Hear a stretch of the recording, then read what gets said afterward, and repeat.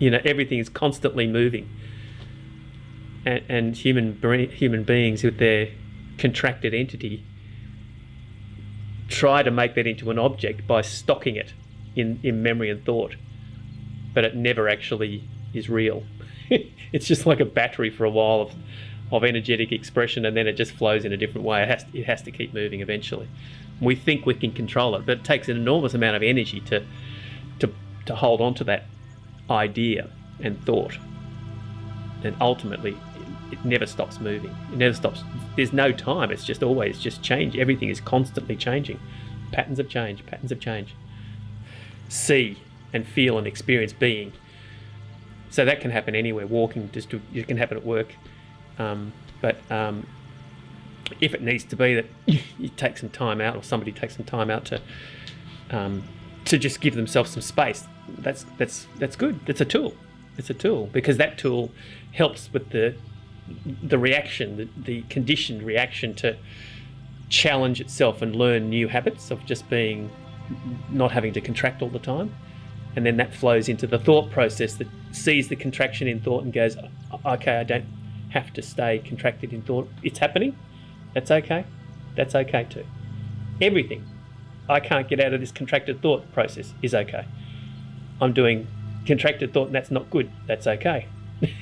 It's just like, that's okay, and that's okay, and that's okay, and that's layer upon layer of okayness. And then it just disarms itself, because that's enough. Life's so smart, it's so intelligent, it works it out anyway. And it's all life loving itself, all life playing with itself, all life living. Everything's the same. Everything is absolutely the same.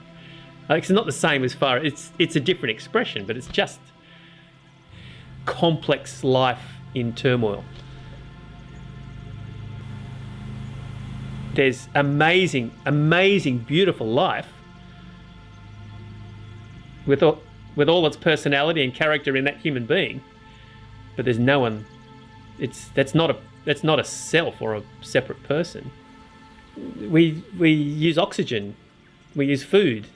Without food, without the earth, without the nutrients, there'd be no food, which would activate the digestive system and the body, and without the.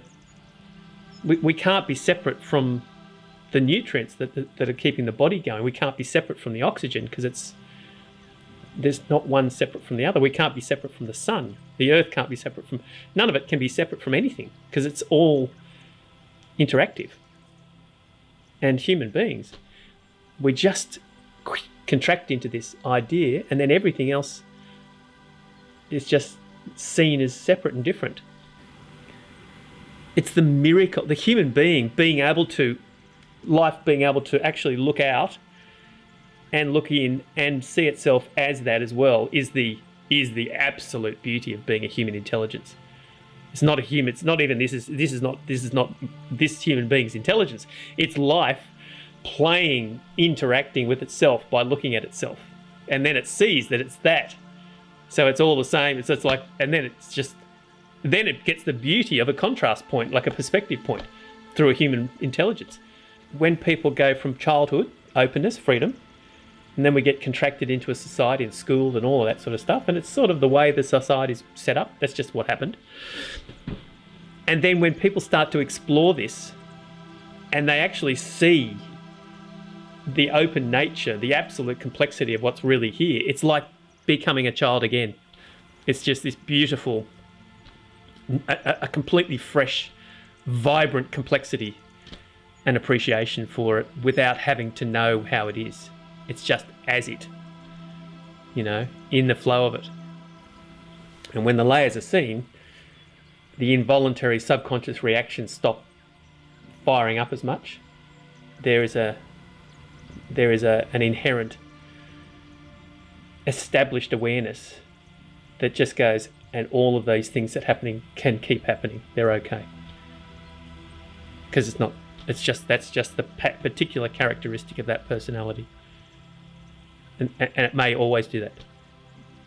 So that's just almost turns around to being, instead of, I hate that about myself, to being, God, look at the texture that's going on in this personality. That's amazing. It's not you. I mean, we can get back to the non-duality talk. It's not you that's dysfunctional. So like the complexity of life is expressing that way. And, there's just a sort of a perspective point along for the ride. That's basically what it is. There's a perspective point of life looking, aware, along for the ride in that particular personality and characteristic, and that's it. The intelligence and complexity of life is already doing this, has always been doing this, and it has so much more infinite complexity than the contracted sense of self could possibly reference from. So if I can see that this entity that I've thought of myself as a separate self, thinking it can make a plan to obtain or manifest or do that, firstly, that'll just be referencing what the contracted entity of self thought, which isn't there, thought it should do based on all of those experiences. That'll be contracted. That'll be distorted from absolutely being a separate self and not wanting to see it any other way.